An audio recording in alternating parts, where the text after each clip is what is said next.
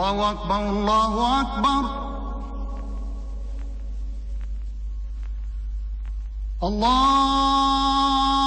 الله أكبر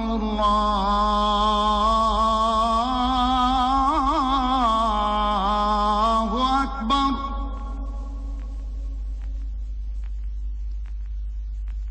أشهد أن لا إله إلا الله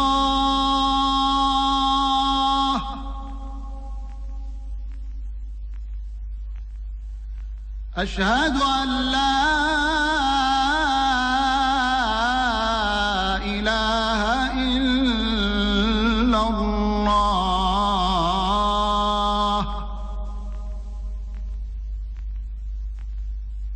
أشهد أن محمدًا رسول الله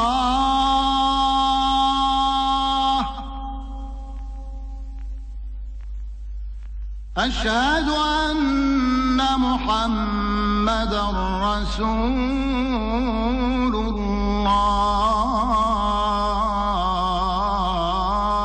الله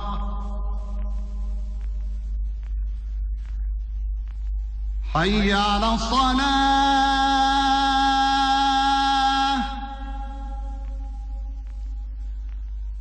حي على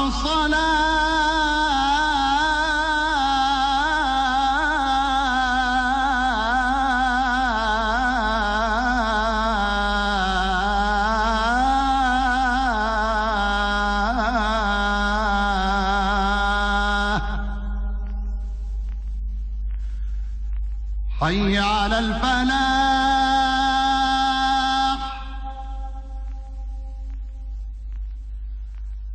حي على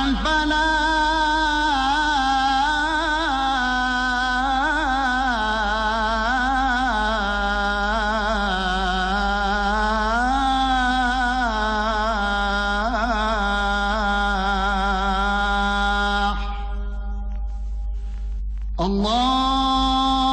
الله أكبر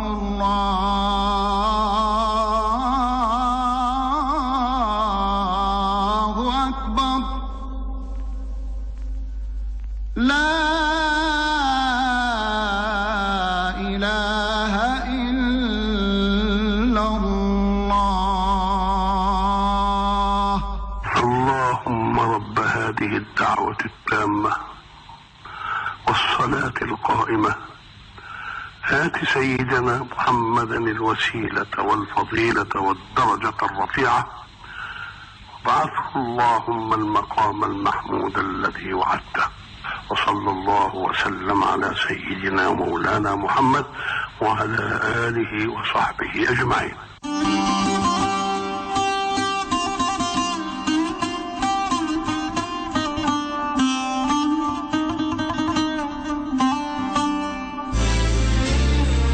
راديو نيل ميجا اف ام.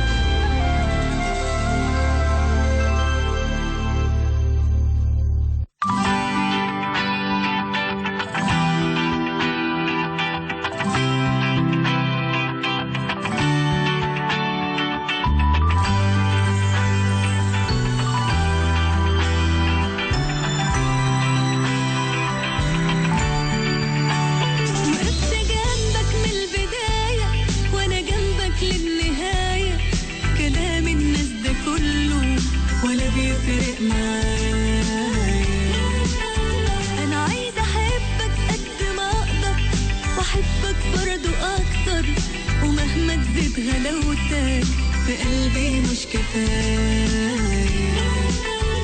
وقفت جنبك من البداية وانا جنبك للنهاية كلام الناس ده كله ولا بيفرق معايا انا عايزة احبك قد ما اقدر واحبك تاني اكتر ومهما تزيد غلاوتك في قلبي مش كفاية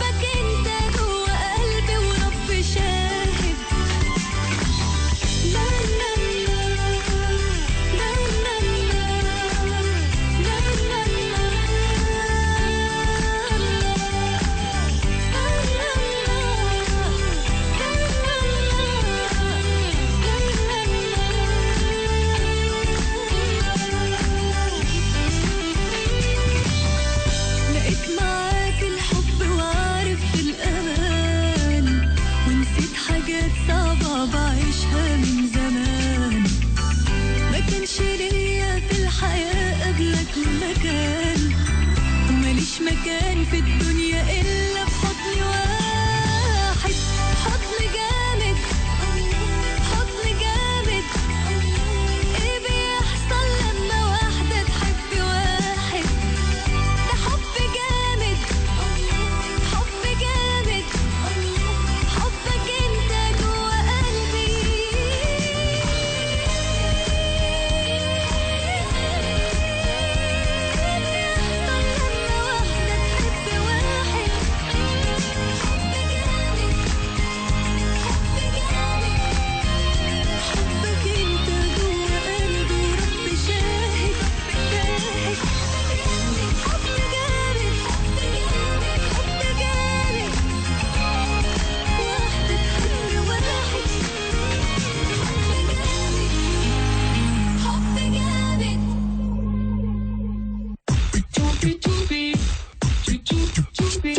كل الدنيا يس، كل اللي جاي ليا امبارح فات خلاص وبكره يوم جديد. انسى اللي فات وعيش كل اللي في خيالك. انسى حلمك ده بكره مش بعيد. خلي بكره احلى، خلي بكره احلى. خلي بكرة أحلى مع شريف نور الدين على ميجا اف ام.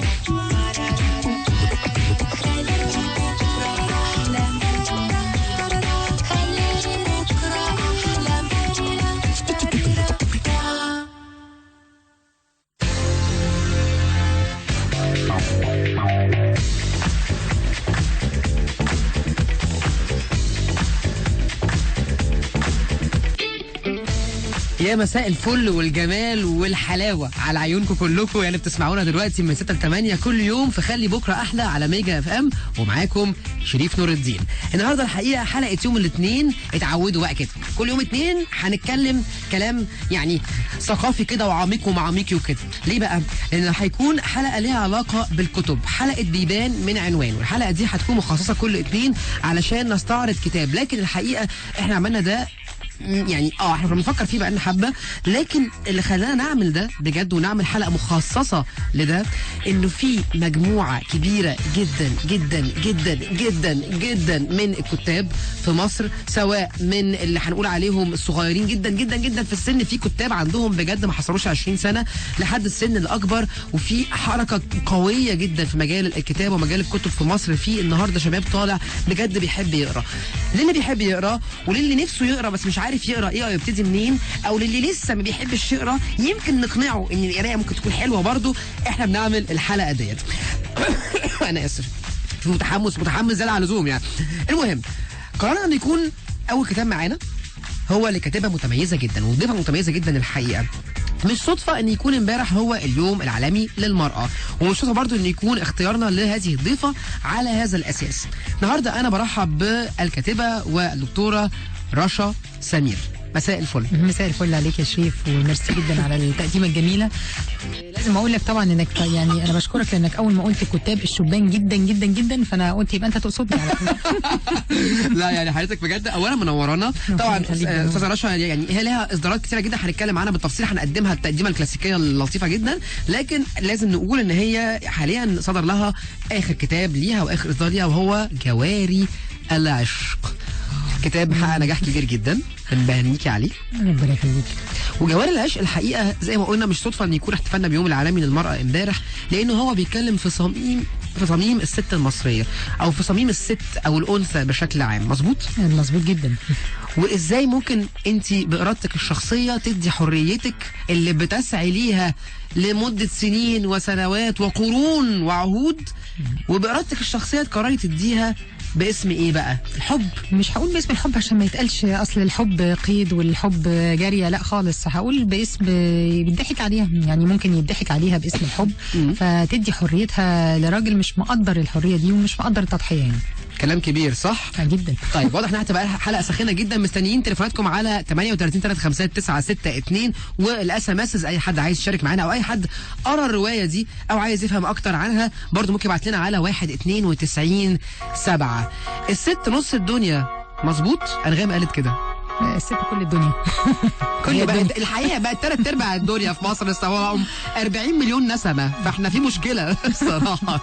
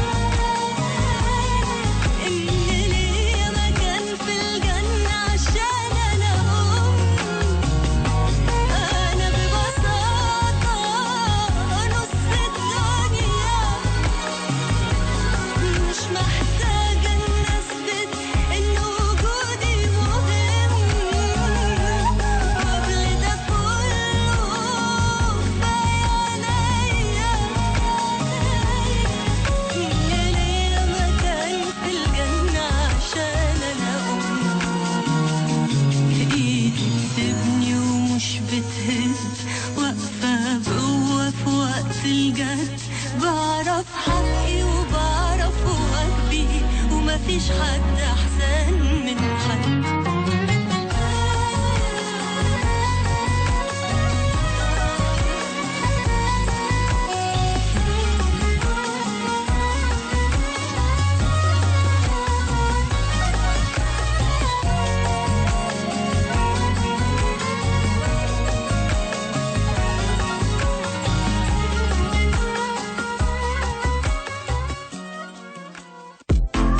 خلي بكرة أحلى مع شريف نور الدين على ميجا اف ام.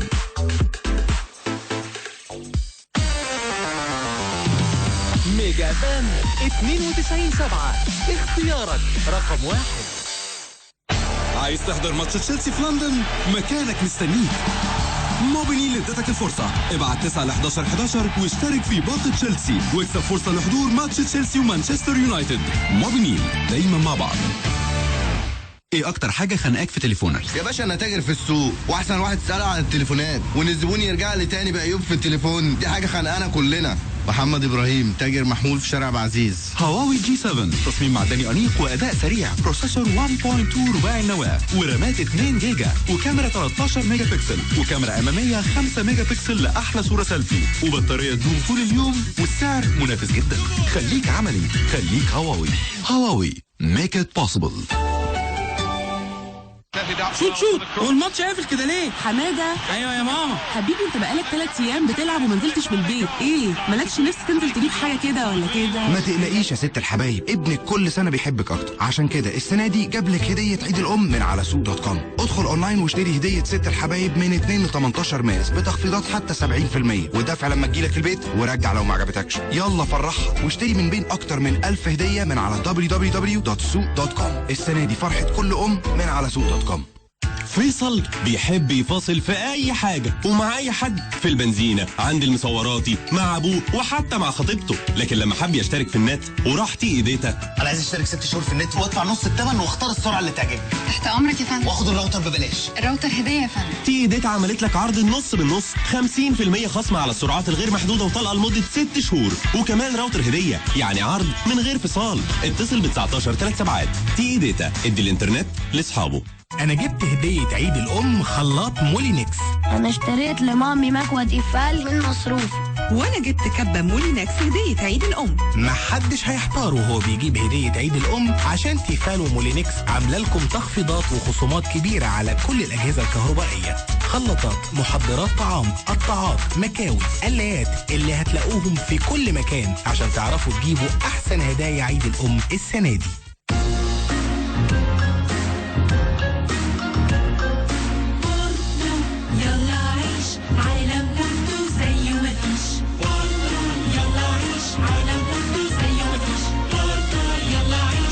مفاجأة بورتو لكل المصريين. عيش عالم بورتو وتملك دلوقتي بيتك بقسط يومي يبدأ من 100 جنيه. أيوة، عيش في بورتو بس ب 100 جنيه في اليوم. مع بورتو الجنيه لسه بخيره. اتصل واحجز على 19 106. في نوعين من الناس في الدنيا، في اللي بيديها بأكل مامته وفي اللي بيجيب طباخ لمراته، في اللي بيسمي على اسم مامته وفي اللي بيسمي على اسم مامتها، وفي اللي بيحتفل بعيد الأم مع مامته وفي اللي بيحتفل بعيد الأم مع مامتها. لأول مرة الاتنين راضين عنك علشان هتجيب لهم هديتين. اشتري هديتين في عيد الأم من موبينيل، سمارت فون، خط كنترول أو إنترنت أو ستار، أو اعمل إيداع في موبي كاش وهتاخد خصم على الهدية التانية. ادخل على mobineil.com. موبينيل، دايما مع بعض.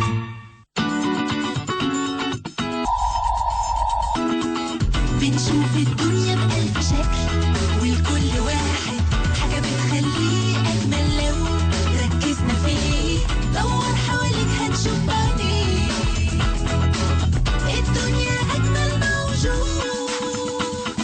دنيا أجمل موجود.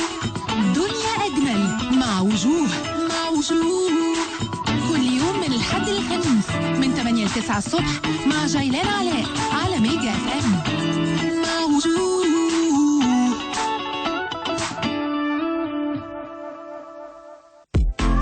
خلي بكرة أحلى مع شريف نور الدين على ميجا اف ام.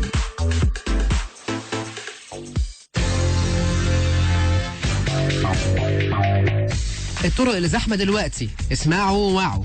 الدائري من محور السخنة للأوتوستراد زحمة، الدائري من محور الزراعي زحمة، الدائري من طريق الواحات نزلة الصحراوي طريق الفيوم اتجاه الواحات كوبري أكتوبر المهندسين للتحرير، يعني مش هعلق، وأخيرا كورنيش النيل من وسط البلد للدائري نفس النظام. برحب تاني مرة بالدكتورة رشا سمير ضيفتي النهاردة وصاحبة العديد من الروايات اللي هنعرفها بيها أو هنقول لكم عليها، لكن آخر رواية وهي الحقيقة من الروايات اللي عاملة بس سيلينج أو من أكتر الإصدارات مبيعا هي رواية جواري العشق. برحب بحضرتك مرة تانية. ميرسي يا شريف واهلا بيك، ويا ريت بقى بعد ما سمعنا الحتت اللي زحمه كل واحد يقعد في البيت. بالظبط كده يعني. بس يفتح الراديو ويسمع خلي بكره احلى. ايوه خلي بكره احلى مع شريف نور الدين. بس كده. كاتبه الروائيه رشا سمير الحقيقه صدر ليها ما يقرب من 7 مؤلفات ادبيه، منها حواديت عرافه، معبد الحب، حب خلف المشربيه، يعني ايه راجل، دويتو، بنات في حكايات، اللي فضلت، والحقيقه بنات في حكايات هتكلم عليها برضو، اللي ظلت على قائمه الاكثر مبيعا لمده 3 سنوات، وبينشر لها مقال اسبوعي الأسبوعي في جريدة الفجر. وآخر محطة هنبدأ من الآخر وكده نرجع للأول. آخر محطة ليها هي جواري العشق، واللي موجودة حاليا بلغتك انت وبنتك. بتتكلمي على بنتك، الروايه بتكون بنت او الروايه بتكون يعني. احكي لنا عن جواري العشق اللي ما يعرفش حاجه خالص. اللي ما يعرفش حاجه خالص طبعا بنات في حكايات حققت بيست سيلر من فتره طويله جدا، كتب عنها بشكل ايجابي جدا ادبيا يعني والنقاد والناس حبتها قوي.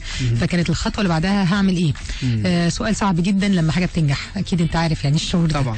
فبدات افكر عايزه اعمل حاجه تانية وما تكونش برضو بنات قوي وما تكونش مشاكل البنات، يعني عشان ما تصنفش او زنق في حته اللي بتكتب بس في الحته دي. فكان في بالي اعمل حاجه تاريخيه، والحقيقه الفكره كانت في بالي قبل بنات في حكايات. فكره حريه المراه، وهي الفكره اللي شغلت الست وشغلت المجتمع كله من مليون سنه. يعني دايما الست حاسه انها بتدور على حريتها، كانت عايزه تتعلم وتعلمت، كانت عايزه تخش البرلمان ودخلت، كانت عايزه تعمل اللي على مزاجها وتختار جوزها وعملت كل ده، وما زالت حاسه انها برضو مش حره، وان في المجتمع قاهرها والمجتمع ذكوري. فالحقيقه فكرت الفكره دي وسالت نفسي السؤال يعني اللي بساله دايما وبقوله دايما لبناتي، يعني انتي الست زمان لما كانت قاعده ورا المشربيه، هي كانت المشربيه بالنسبه لها قمع وقهر، ولا كانت المشربيه محطها في مكانه اعلى هي شايفه الناس والناس مش شايفاها مثلا؟ والنهارده يعني انا قلت ما انت لو رحت اتفرجت على مشربيه في اي بيت اسلامي هتلاقي انك شايف كويس قوي من ورا المشربيه، لكن اللي واقف الناحيه الثانيه ما بيشوفكش. ده يعني ما فيش مره حد هيتكلم او هيقول على المشربيه غير لما هنفتكر على طول الثلاثيه. بالظبط، امينه وهي واقفه يا عيني، امينه والبنات وحب البنت اللي كانت بتبص على كان مين كان افتكر كان الضابط كان بتبص عليه ابو الشريطه بالظبط وتبص عليه بالمشربيه. التيمه المشربيه دي كانت تيمه رومانسيه جدا وكلاسيكيه جدا في الدراما والسينما المصريه بشكل عام والروايه ايضا. بالظبط، فيعني هي بتدي جو كده. انا حتى كان ليا كتاب قبل كده اسمه حب خلف المشربيه، يعني كانت برضو فكره المشربيه دي. لكن الفكره بقى دلوقتي ان انا بشوف الحقيقه بنات الجيل الجديد لما بتكلم اي واحده مثلا بتتصرف تصرف خارج او لابسه خارج او فتقول لها يعني مثلا اصل احنا في مجتمع، تبتدي توضح لها فترد عليك على طول بدون اي تفكير تقول لك والله انا حره. فاول كتاب انا فاكره قريته في حياتي قالها مين؟ يوسف السباعي؟ قالها احسان عبد القدوس. انا عايزه اقول لك ان اول حاجه خطأ، انا اول كتاب قريته اول كتاب والدتي اديتهوني، وانا بحب الكتاب ده جدا لان في كوت رائع يعني في اول الكتاب اللي هو كان بيقول لا يوجد شيء يسمى الحريه، واكثرنا حريه هو عبدا للمبادئ التي يؤمن بها، فاعرف حريتك، فاعرف مبادئك تجد حريتك. إذا هو الراجل صنف ان الحريه مبدأ، يعني لو عرفت مبدأك ايه هتبقى حر. حلو ده قوي، لان انا عايز، ودي بقى الفكره اللي كنت هاخدها من كلام حضرتك، بس هل حضرتك لسه يعني هل نهيتي كلامك على الروايه؟ انا كنت بقول هي دي الفكره اللي بدات اشتغل عليها. طب الست لما كانت جاريه في عصر المماليك هي ما كانش ليها ايد في ده، صحيت لقت نفسها جاريه. النهارده لما بقت حره وبتسافر وبتتعلم وبتختار جوزها وتسيبه وتتجوز واحد تاني، هل فعلا بقت حره ولا هي ابتدى يحصل عندها لبس في مفهوم الحريه ففقدتها بارادتها الحره؟ يعني فقدتها بارادتها الحره ولا باختيارها؟ باختيارها. ما هو اختيارها وارادتها الحره واحد. لا، لسبب، لان ممكن يكون الاراده هي ان انا ابقى ما عنديش اختيارات كتيره لكن قدامي طريق مثلا معين، فانا الاراده ان انا خلاص انا اخترت الطريق ده بإرادتي هكمله. لكن انا بتكلم على الاختيار، فكره ان انا اختار، يعني انا قدامي ان انا يا اما مثلا ابقى اسيره شخص او اسيره شكل ما، خلاص فافضل ماشيه فيه علشان خاطر انا مقتنعه بالمبدا ده او مقتنعه بالشكل الاطار ده. لو هنتكلم مثلا انت مثلا اسيره رجل او اسيره زواج او اسيره، او لا انا مختاره ان انا لن اكون اسيره اي شيء حتى لو كانت افكار ومبادئ، وهختار ده وبارادتي هنفذ الاثنين. انا شايفها كده. لا، هو الحقيقه انت كلامك مظبوط، ولكن هم الثلاث بطلات كان عندهم الاختيار. يمكن اكتر واحده اللي هي جاريه المماليك ما كانش عندها الاختيار قوي، يعني كان اسهل حاجه عليها ان الجاريه تقع في غرام سلطان او ينقلها من الحرملك بتاع الجواري الى البارات الحرملك بتاعه هو، وبالتالي تبقى تابعه له او تخلف له ولد فتبقى حره. فهي دي الطريق الوحيد اللي كان ممكن تبقى حره، فهي ما كانش قدام الجاريه طريق تاني غير ده. لكن هي اوحت وحاولت لحد ما خلقت لنفسها طريق تاني، بس مش عايزه احرق التفاصيل طبعا. حلو قوي. الاثنين اللي بعدها كان قدامهم الاختيار واضح، تمشي في الطريق ده ولا تمشي في الطريق ده، وهي اختارت دايما ان هي تمشي في الطريق المضلل اللي دفعت فيه الثمن حريتها. النهارده احنا بنسالكم بنقول لكم يا مستمعينا يا المجاويه جامدين جدا، انتوا شايفين النهارده الست حالها احسن ولا حالها زمان احسن؟ وانهي عصر اللي شايف فيه ان الست فعلا نالت فيه حريتها مظبوط؟ يعني هل يعني هو الكتاب بيتكلم عن 3 عصور، فخلينا نقول عصر الجواري ولا السبعينيات ايام الرئيس السادات ولا النهارده؟ سؤال واضح وصريح ومش مش معقد خالص خالص ومش عايز تفكير خالص. ركزوا يا جماعه ركزوا. تاني سؤالنا ليكم هو اعتقد ان الستات هم اكتر ناس هيردوا علينا في الموضوع دوت يعني. شايفين بالظبط، شايفين ان الست النهارده حره اكثر ولا في عهود او في عصور اخرى، تحديدا عصر المماليك، عصر السبعينيات، او عصر ايه؟ النهارده بعد ثوره 2011. بس كده خلاص. 192 7 رقم الاس ام اس. لسه معاكم في بيبان من عنوانه مع الاستاذه رشا سمير وروايتها جواري العشق. اتكلمنا على المشربيات اللي هي اصلا شبابيك، وبقينا عارف ان بنت حضرتك بتحب هاني عادل جدا جدا جدا. فرح والاغنيه دي ليك يا فرح. بالظبط كده.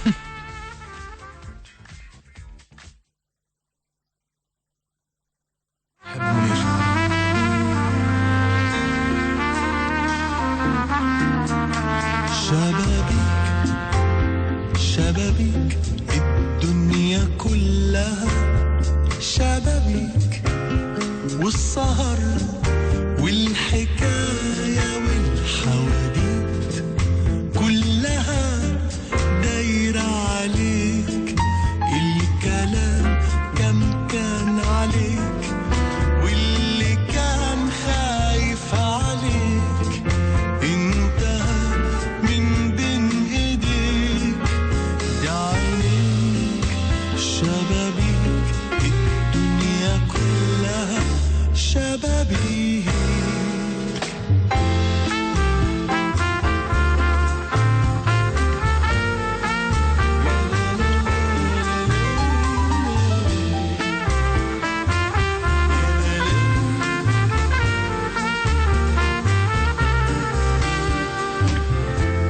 سرقت عمري من أحزاني،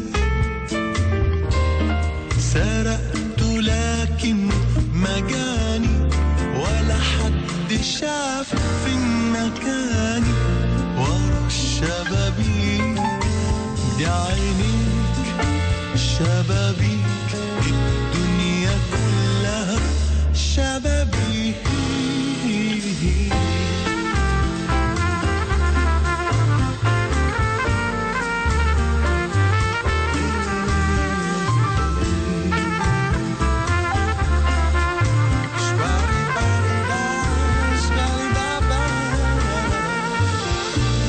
غيرت ياما كتير ياما كتير أحوالي، وأنا كنت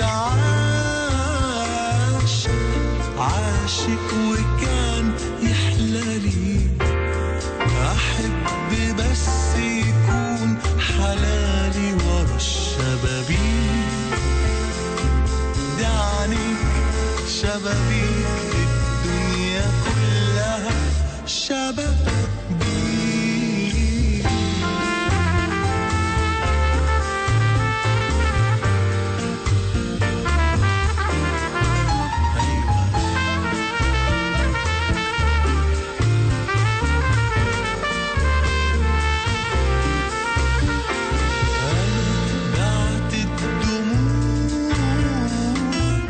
الدموع والعمر فرحت جنايني في الربيع الصبر، وقلت انا عاشق ساقوني كتير المر ورا الشبابيك. دي عينيك شبابيك الدنيا كلها شبابيك.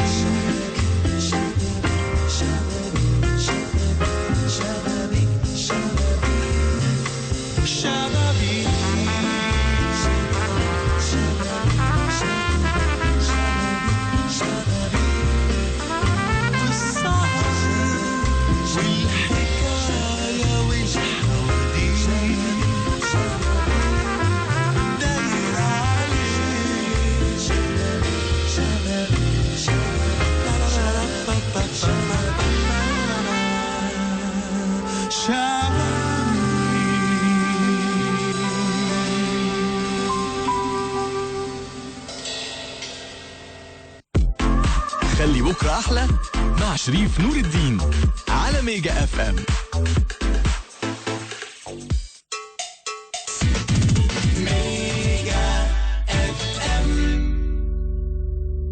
انا جبت ADSL. وانا كمان. والراوتر هدية. وانا كمان. وخصم 50%. وانا كمان. و250 دقيقة موبايل ببلاش. ايه؟ وكمان 250 ميجا بايت موبايل انترنت ببلاش كل شهر لمدة 6 شهور. لا طبعا. ليه تجيب ADSL بس لما ممكن تجيبه بخصم 50% ومعاه 250 دقيقة و250 ميجا بايت موبايل انترنت ببلاش وكل ده لمدة 6 شهور وكمان الراوتر علينا. للمعلومات كلم 800 او ادخل على vodafone.com.eg. تطبق الشروط والاحكام. القوة بين ايديك. فودافون. ايه اكتر حاجة خانقاك في تليفونك؟ الميموري كاباسيتي مش بتكفي الصور والابس، والبطاريه بتخلص بسرعه جدا، وكمان كل موديل بينزل مفيش فرق كبير، كله شبه بعضه. نشوى خليل، بشتغل في شركه اعلانات. هواوي G7 تصميم معدني انيق واداء سريع، بروسيسور 1.2 رباعي النواه ورامات 2 جيجا وكاميرا 13 ميجا بكسل وكاميرا اماميه 5 ميجا بكسل لاحلى صوره سيلفي وبطاريه تدوم طول اليوم والسعر منافس جدا. خليك عملي، خليك هواوي. هواوي make it possible. الغسالة هي جراندو جراندو بابها جراندو بابها كبير. وايت بوينت إيطالية وجراندو إيطاليانو. جبتها ليا والمامي ومامتو. يا بختك يا حماتي. من 7 ل 16 كيلو بتشيل. غسالة ملابس وايت بوينت بضمان العبد بالبيرل درام 1200 لفة وكمان باب براندو. اتصل على 19 595. العشق المخلوط الحلقة الأولى كان عشق من طرف واحد، هو حب البردقاني للمانجو. البردقاني بتعرف إنه المانجو عيونه زايغين وما في فاكهة إلا وكسر بزورة، بس حبته. ما بيهمني حكي الناس، بس بردقاني. ارتباط المانجو بالبردقاني كان تحت ضغط من عمه. هذا النسب رح يكون طعمه كتير طيب. عمي بردقاني بتحبك. واستسلم المانجو لضغط عمه. ميكسات تانجي الجديدة من عشق الفواكه، ميكس مانجا وفراولة وبرتقان وميكس مانجا وبطيخ. فيصل بيحب يفاصل في اي حاجة ومع اي حد، في البنزينة، عند المصوراتي، مع ابوه وحتى مع خطيبته. لكن لما حب يشترك في النت وراح تي داتا، انا عايز اشترك 6 شهور في النت وادفع نص الثمن واختار السرعه اللي تعجبني. تحت امرك يا فندم. واخد الراوتر ببلاش. الراوتر هديه يا فندم. تي داتا عملت لك عرض النص بالنص، 50% خصم على السرعات الغير محدودة وطلقة لمدة 6 شهور وكمان راوتر هدية، يعني عرض من غير فصال. اتصل ب 19 3 سبعات. تي داتا، ادي الانترنت لاصحابه.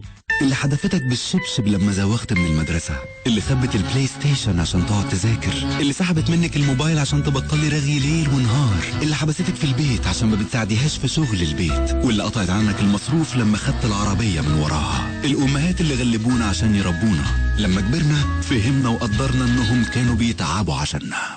وعشان كده احنا في كارفور عاملين عروض توفير على حاجات كتير عشان تجيب لها هديه في عيدها، عيد الام من 8 ل 21 مارس. كارفور، اكتر بكتير من مجرد توفير. للإعلان على شبكة إذاعات راديو النيل، ميجا اف ام، راديو هيتس، نغم اف ام، وكالة صوت القاهرة، الوكيل الإعلاني الحصري، تليفون 333 750 22، فاكس 333 750 99.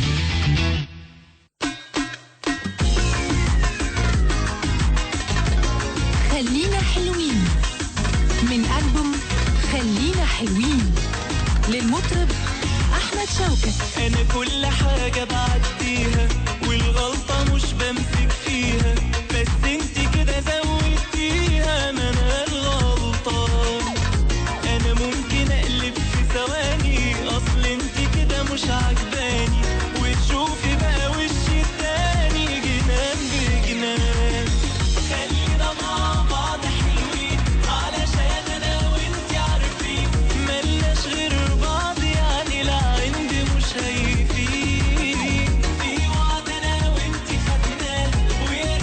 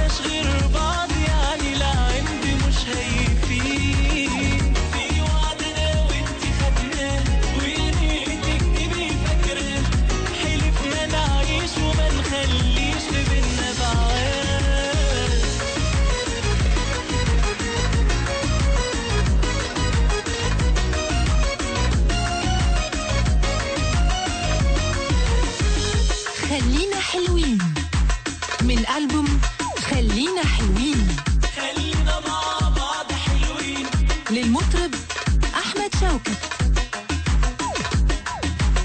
علشان انا وانت عارفين خلينا مع بعض حلوين، علشان انا وانت عارفين ملناش غير بعض، يعني العند مش هيفيد. في وعد انا وانت خدناه ويا ريتك تبقي فاكراه.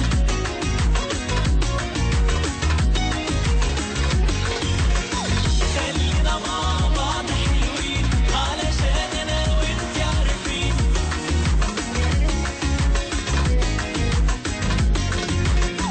في وعد انا وانت خدناه ويا ريتك تبقي فاكراه. حلفنا نعيش وما نخليش في بينا بعاد.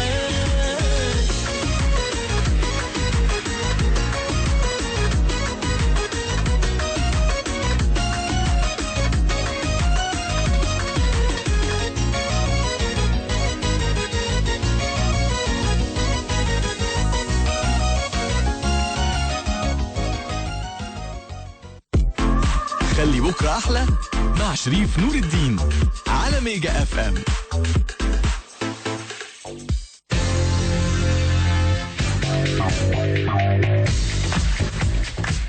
لسه معاكم على الهوا وخلي بكره احلى وحلقه الكتاب، والنهارده منورانا الاستاذه الدكتوره رشا سمير، وهي مؤلفه روايه جواري العشق، روايه مكسره الدنيا ليها علاقه بشكل مباشر جدا بالمراه اللي كنا بنحتفل بعيدها او بيومها العالمي امبارح. ومعانا تليفون رانيا اللي قرت الروايه. ازيك يا رانيا؟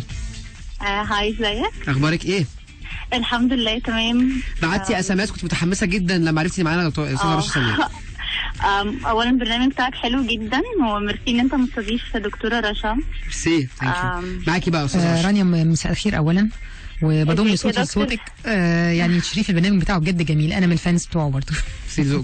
ومش عارفه اشكرك ازاي على الكلام الجميل اللي انت بعتيه في الاس ام اس، وبجد يعني فيري اكسايتد ان اكلمك عشان اعرف رايك. طبعا واضح انك قريتي الروايه يعني. انا قريتها. طبعا انا بحب اقرا روايات جدا، وابتديت ببنات في حكايات عجبتني قوي قوي. وبعدين قلت لا اجيب كل حاجه لدكتوره رشا، فجبت جواري عشق. هي المفروض مثلا يعني صفحاتها كتير، بس من كتر ما هي شدتني 533 صفحه. 533 يعني تبداها السنه دي تخلص السنه الجايه. قولي يا رانيا. بس خالص هي مثلا انا خلصتها ميبي في 4 ايام، من كتر ما انا اتعلقت بالشخصيات والفكره طبعا عجبتني. اولا انا ما بحبش الزمن اللي هو بتاع زي السلاطين وكده يعني المماليك، بس انه قد ايه شدتيني ليهم وتعلقت بشخصيه قمر، وان هي ازاي ما رضيتش تبقى زيها زي التانيين. فانا شفت ان دي حريه، وحبها لشهاب الدين، وازاي شهاب الدين برضو لما شاف حاجه غلط قال لا، مش عشان الطاعه العمياء والولاء. قدر ان هو يتغلب على كده، وده اللي كان صح. بس وبعدين طبعا بقيه العصور اللي هم الثلاثه يعني اللي احنا فيه دلوقتي، وكان في العصر اللي هو السبعينات كان كله تاني زي ما انا كتبت يمكن في الاس ام اس، انه الحريه ان انت يبقى عندك مبدأ وحلم، هو ده. انما مش الحريه ان انا ابقى حريه زي ما ايسل عملت في الروايه يعني. اولا مش عارفه اقول لك يعني انا سعيده قد ايه بكلامك، بجد بشكرك جدا جدا. متاثره جدا ومبسوطه جدا فعلا، حد جدا مركز. يعني بص ما بضحك مش سعيده بالظبط. لا حقيقي والله انت عارفه انا بحبك جدا. يمكن حاولت اوصل لك كده على الفيسبوك. انا فاكره انت بعتيلي على الفيسبوك صح. هو حاولت اوصل لحضرتك. رانيا انت بتدرسي ولا بتشتغلي؟ مشربيه. طبعا اولا انا يعني طبعا صوتك واضح انك صغيره. انت عندك كام سنه يا رانيا؟ لا انا مش صغيره خالص. ده صوتك بس صغير. الناس كلها بتسمع كده. لا بصي انا اوفر 30 وعندي. طب ده صغيره قوي يا رانيا. عندي 3 اطفال، وعشان كده حكايات بنات في حكايات عجبتني جدا عشان انا ام. فحتى قمت كاتبه هاشتاج الامومه والانانيه دونت ميكس. اوكي انا افتكرت ان انا خدت الهاشتاج بتاعك وعملت له شير عندي صورتي صح بالظبط. الامومه والانانيه دونت ميكس فعلا. بجد يعني كلامك جميل قوي جدا، وبشكرك قوي. وانا يعني من المؤمنين جدا ان بجد نجاح الكاتب ما بيصنعوش الناقد ولا بيصنعوا اي حد غير الجمهور، يعني القارئ هو اللي بيصنع نجاح الكاتب. وببقى اكسايتد جدا الحقيقه لما حد من القراء يبعت لي او بيهتم، والحمد لله عمري ما حد بعت لي وما ردتش عليه. لان شايفه انه ده حقه عليا يعني. هل انت او القارئ الاساسي ليكي هل يعتبر السيدات؟ السؤال اللي بتساله في كل حته ده. اكيد بس طبيعي منطقي. وهي حاجه تبسطك ولا تزعلك؟ على فكره تبسطني جدا، لان انا ببقى تارجتنج وانا بكتب ان انا عايزه طبعا الستات يقروها، ولكن الاميزنج بالنسبه لي ان يعني روايه جواري العشق ناس كتير صنفتها على انها ادب نسوي او انها ادب نسائي او صوت نسائي قوي، لكن الحقيقه ان في شباب كتير جدا رجال قروها وعجبوا بيها جدا. انا في واحد كنت يعني شاب جالي في حفله توقيع الكتاب في معرض الكتاب، وجايب معاه واحده زميلته في الشغل، وقال لي على فكره يعني كنت لسه بقابلهم من كام يوم، قال لي انا اي فان ان لاف مع الروايه، وهي 533 صفحه وانا قريتها في يومين، وانا اللي رشحتها لكل البنات اللي معايا في المكتب. لفت نظري جدا في كلام رانيا وهي بتقول على موضوع بنات في حكايات. بقى نرجع شويه ونتكلم على ان حضرتك تناولتي المراه باوضاع مختلفه او باشكال مختلفه، تناولتيها كعاشقه، تناولتيها كأم، وتناولتيها كبنت كمان، وتناولتي يعني كذا شق. يعني انت غطيتي كل وجوه المرأة لحد دلوقتي في كتاباتك ولا لا؟ وشايفة انهي وجه هو اللي كان الناس تفاعلت معاه قوي وليه برضه؟ والله بص، اولا طبعا انا لما بكتب بحب ابقى بكتب للمجتمع، لا عايزه اكتب للراجل لوحده ولا الست لوحدها، عايزه الروايه توصل للكل، للشباب وكبار، وده الحقيقه انا الحمد لله بعتقد ان انا نجحت بده. اتكلمت عن المراه زي ما انت قلت العاشقه في جواري العشق، لكن بنات في حكايات كان الايشو او الموضوع بتاعها فيري كريتيكال، وهو فكره البنات في سن 16 17 سنه، ويمكن السن ده ما اتكتبش عنه كتير، عندهم مشاكل كتير جدا، والمشاكل كلها اسقاط عن مشاكل بتمر في البيت. يعني مشكله بين الاب والام، طلاق، زواج صامت، الام مقصره في حاجه، الاب مش موجود جسمانيا بس في البيت، ده بيعمل لهم مشاكل نفسيه بتنعكس على اسقاط بتعمله في المدرسه او في المجتمع حواليها. دي كانت الروايه اللي قبل الاخيره اللي هي بنات في حكايات، والحمد لله بنات في حكايات يعني كتب عنها الاستاذ جمال الغيطاني، وكتب عنها دكتور جابر عصفور، كتب عنها بشكل ايجابي جدا. اكتر ما اسعدني فيها ان اصحاب بنتي يعني، والحقيقه الفكره يعني بدين لبنتي بالفضل لان هي صاحبتي جدا، تيجي تحكي لي، ومن كتر الحكايات اللي سمعتها منها قلت مش ممكن يبقى احنا عندنا المشاكل دي كلها واحنا غافلين عن المشاكل دي، او بندعي ان احنا ما عندناش مشكله، او الطبقه الفوق متوسطه ما عندهاش مشكله، لكن عندها. الروايه وصلت كمان بشكل جيد جدا للرجاله، وده شيء يعني انا مستغربه جدا ان في رجاله كتير قوي قالوا لي احنا بالنسبه لنا الروايه خلتنا نعيد النظر في علاقتنا ببناتنا، فقلنا مش معقول ان انا ابقى مجرد موجود في البيت بصرف. طيب انا من غير ما نحرق الروايه، وبعد ما نسمع الاغنيه اللي جايه اللي هي لها علاقه برضو بالبنات والحب والحاجات الحلوه ديت يعني، لكن هي لها علاقه برضو، او الروايه بتاعت حضرتك لها علاقه بالمراه برضو بشكل ما، عايز اعرف او اعمل استعراض سريع كده لايه هي مشاكل البنات اللي كانت تناولتيها في الروايه من غير ما نحرقها يعني، بس وايه ليه الدرجات شايفه ان هي فرقت قوي مع الناس. لما تقابلنا كايروكي، ولسه معانا رشا سمير في بيبان من عنوانه. في وسط زحمة الطريق وبداية يوم جديد، وانا في طريقي المعتاد كالعادة فات الميعاد، انا شفتها من بعيد وابتدى اليوم من جديد. لما تقابلنا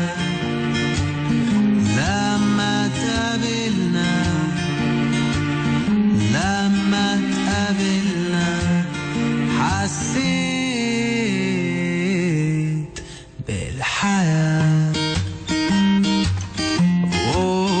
بالحياة بتحب كل الناس وكل الناس بتحبها، تديلك درس في الإحساس، ولسه زي ما هي من صغرها ما اتغيرتش وما لبستش اي وش وما عرفتش الدنيا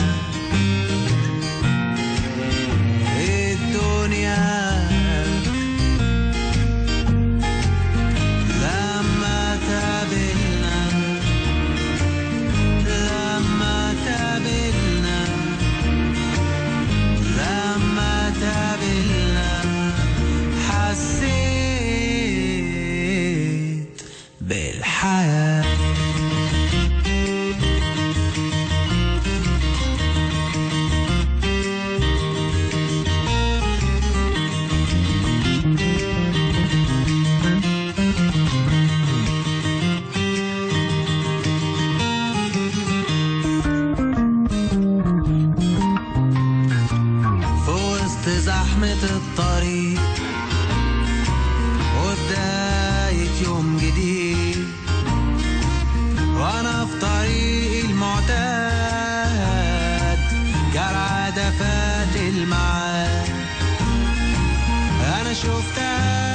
بعيد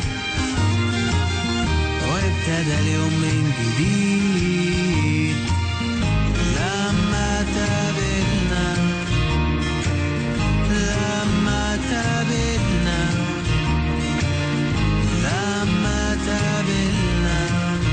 حسيت بالحياة.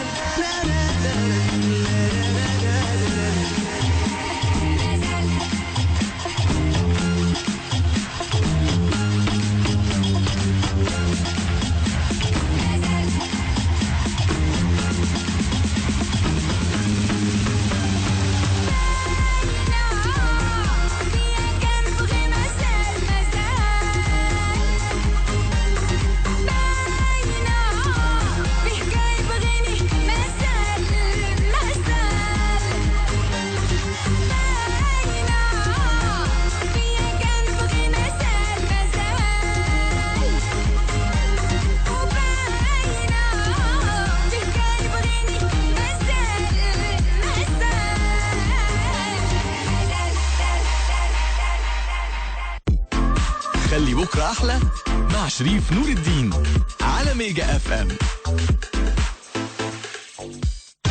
92.7 ميجا اف ام. فيصل بيحب يفاصل في اي حاجة ومع اي حد، في البنزينة، عند المصوراتي، مع ابوه، وحتى مع خطيبته. لكن لما حب يشترك في النت وراح تي داتا، انا عايز اشترك 6 شهور في النت وادفع نص الثمن واختار السرعه اللي تعجبني. تحت امرك يا فندم. واخد الراوتر ببلاش. الراوتر هديه يا فندم. تي داتا عملت لك عرض النص بالنص، 50% خصم على السرعات الغير محدودة وطلقة لمدة 6 شهور، وكمان راوتر هدية، يعني عرض من غير فصال. اتصل ب 19 3 سبعات. تي داتا، ادي الانترنت لاصحابه. مع معرض القاهرة الدولي للسيارات اوتوماك فورمولا 2015 من 12 إلى 17 مارس. أكثر من 40 شركة سيارات تعرض أكثر من 60 موديل جديد مع أفضل برامج التقسيط. اوتوماك فورمولا من 12 إلى 17 مارس بمركز المؤتمرات بمدينة نصر. أسعار خاصة فترة المعرض. اوتوماك فورمولا، عالم السيارات المثير. العشق المخلوط الحلقة الأولى. كان عشق من طرف واحد، هو حب البردقاني للمانجو. البردقاني بتعرف إنه المانجو عيونه زايغين وما في فاكهة إلا وكسر بزورة، بس حبته. ما بيهمني حكي الناس، بس بردقاني. ارتباط المانجو بالبردقاني كان تحت ضغط من عمه. هذا النسب رح يكون طعمه كتير طيب. عمي بردقاني بتحبك. واستسلم المانجو لضغط عمه. ميكسات تانجي الجديدة من عشق الفواكه، ميكس مانجا وفراولة وبرتقان، وميكس مانجا وبطيخ. لو هنتكلم عن العراقة والأصالة يبقى أصالة العرب. لو هنتكلم عن كرم الضيافة يبقى كرم العرب. ولو هنتكلم عن متعة التسوق يبقى مول العرب. استمتع بالتسوق في أكبر مهرجان للتسوق في مول العرب. ولو مشترياتك عدت ال 500 جنيه هتكسب 100 أريبيا ما يعادل 100 جنيه مصري، تقدر تصرفهم من أي مكان في المول. ده غير إنك هتدخل سحب على عربيتين وجوائز يومية ومفاجآت تانية كتير. مهرجان التسوق في مول العرب من 5 مارس ل 9 أبريل.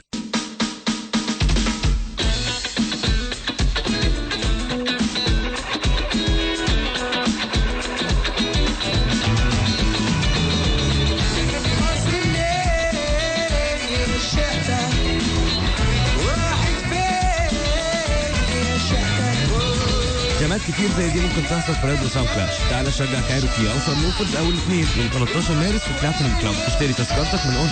لو عايز تعرف اكتر كلم موبيل 8000.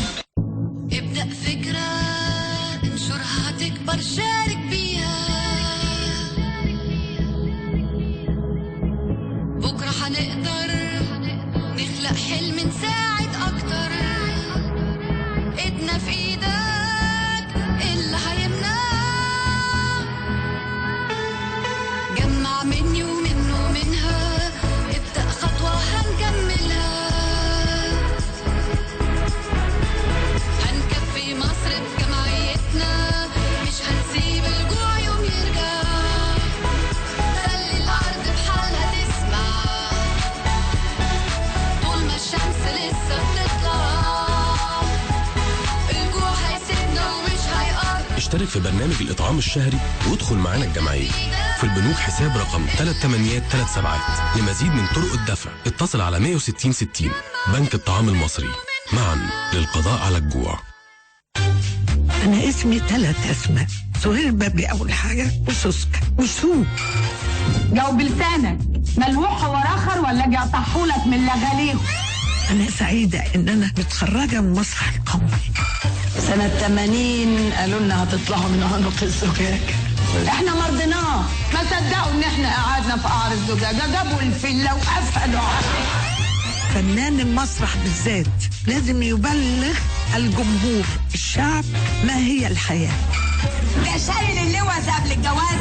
ايه يا ابعاد، البيضة بتنزل مسلقان كأنها نازلة كده. خدت جمهور شادية عريض جدا، عرض السماء والأرض. جاي يشوف شادية مش جاي يشوف سهير البابلي. والأول مرة أقول حصريا الفنانة القديرة سهير البابلي في برنامج أنا اسمي فلان مع شريف نور الدين يوم الخميس 12 مارس من 8 ل 10 بالليل على ميجا اف ام. كلمة واحدة أقولها، بلدنا حلو، احنا حلوين وانتوا كمان حلوين. خلي بكرة أحلى مع شريف نور الدين على ميجا اف ام.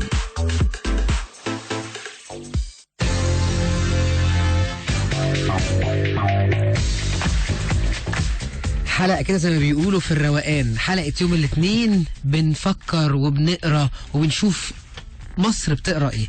والنهارده هنتكلم عن جواري العشق ومنورنا الاستاذه رشا سمير. ايه الاخبار يا دكتور؟ لا كله تمام، متحمسه معاك. طيب انا كنت بسالك قبل، فاكره زمان قوي من نص ساعه كنت بسالك وبقول لك شايفه انت تناولتي في كتابك اللي هو كان اسمه حكايات بنات في حكايات اللي هو كان قبل على طول جواري العشق، كنت بتتناولي مشاكل البنات في سن المراهقه تحديدا يعني بالظبط بشكل مفصل كمان. يعني ايه هي اهم مشاكل البنات في سن المراهقه من وجهه نظرك او من رؤيتك اللي بتوصليها من خلال الكتاب؟ يعني بص، هو انا طبعا دورت على اولا المشاكل اللي ممكن تكون كومن في اغلب البيوت. مشكله البنات الاساسيه في السن ده ان they don't find، يعني ما بيلاقوش حد يسمعهم. وده حقيقي، يعني ممكن تكون مش شرط الام بتشتغل او لا، ممكن تكون قاعده في البيت لكن ما عندهاش طاقه تسمع، مش عايز تسمع. الاب بيشتغل وبيجيب فلوس، ما فيش حد يحتويهم ولا يسمعهم، فعاده بيدوروا على الخلاص ده في حته تانية، بتروح تحكي لواحد صاحبتها، بتروح تتجرب حاجه غلط.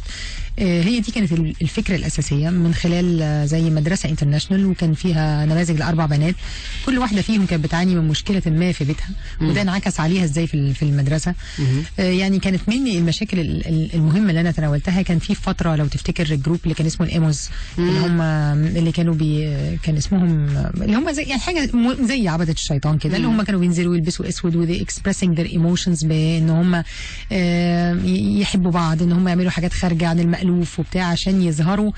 انا بقول ان الولاد دول ما لقوش حد، يعني مش عايزين يلفتوا نظر المجتمع ليهم، احنا موجودين فاحنا نلبس اسود ومش عارف نعمل ايه ونحط طريقه للتعبير عن الراي، زي مثلا ايام ما كان في الهيبي موفمنت زي ما او حركه الهيبيز، نفس القصه، يعني نفس الموضوع. وبعدين الشباب في الفتره دي كل اللي بيدوروا عليه هويه، يعني هم بيدوروا لنفسهم على هويه. وعلى فكره ده اللي حصل حاليا في التطرف او التشدد اللي بيؤدي الى انضمام شبابنا للجماعات الارهابيه. وعلى فكره يعني ده بالظبط اللي انا كنت كاتباه برضو بنات في حكايات، والكلام ده يمكن كان قبل كمان الثوره، لكن انا كنت بتكلم عن فكره ان يعني مثلا واحده من ضمن البنات بنت ناس جدا جدا، ولكن امها كل ما تيجي تكلمها مش فاضيه وبتنزل وبتطلع، فهي البنت قررت تدور على نفسها. واحده صاحبتها قالت لها تعالي ونروح الجامع، وان طبعا يعني انا مش ضد ده، ولكن بالطريقه دي ان لا طب بلا سيبك من الجامع، تعالي نروح شقه. بيبقى في توجيه من خلال ده، ما بيبقاش لغرض النبيل، بيبقى الغرض اخر. بكل اسف الكلام ده لحد النهارده بيتعمل، يعني بدون ذكر اسماء حد، ولكن في واحده فاتحه شقتها انها تقعد تدي دعايه. هو ده مش دعوه، يعني لان الحقيقه الناس دي كلها اغلبها غير مؤهلين الدعوه، واللي عايز يقرا في الدين من الكتب موجوده، مش محتاجه اقعد اغلط نفسي. او لو في ناس يبقى في ناس مؤهله ومعروفين بالاسم ومن خلال الازهر ومن خلال مؤسسه الازهر، وبعدين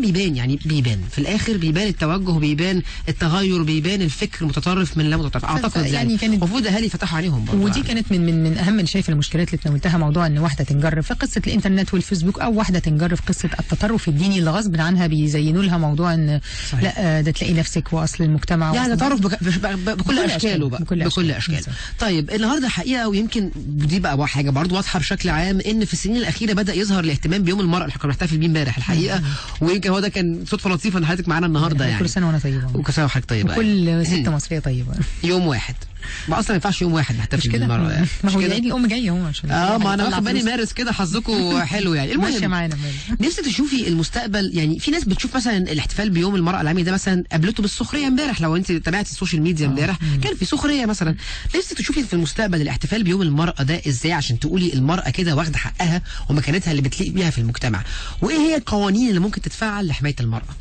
والله اتمنى اشوف يوم المرأة العالمي ده ما يبقاش يوم واحد زي ما انت قلت، يبقى يوم كل شهر. ايه المشكلة ان احنا نمد ايدينا لبعض؟ والحقيقة الستات عندها مشاكل ما زالت من بعد كل الحرية وكل اللي بنتكلم عنه، ان في فئة من المجتمع مهمشة، في فئة بيتم الاعتداء عليها نفسيا وجسمانيا، يعني موجود الكلام ده في فئات كتير جدا. فالحقيقة الستات عندها مشاكل، وخصوصا الطبقة المعدمة منها اللي مش قادرة تفتح بيت، ومش قادرة يعني مش قادرة تسبورت، يعني مش قادرة تدعم نفسها او تستقل من نفسها ماديا وبالتالي مجتمعيا. يعني فالمجتمع الحقيقه محتاج يساعدها، واحنا كنساء محتاجين نساعد بعض ونمد ايدينا لبعض. يعني ليه لا ان احنا ما نعملش يوم في الشهر ان احنا نسمع الناس دي ونحتويهم ونوفر لهم فرص شغل ونقف جنبهم.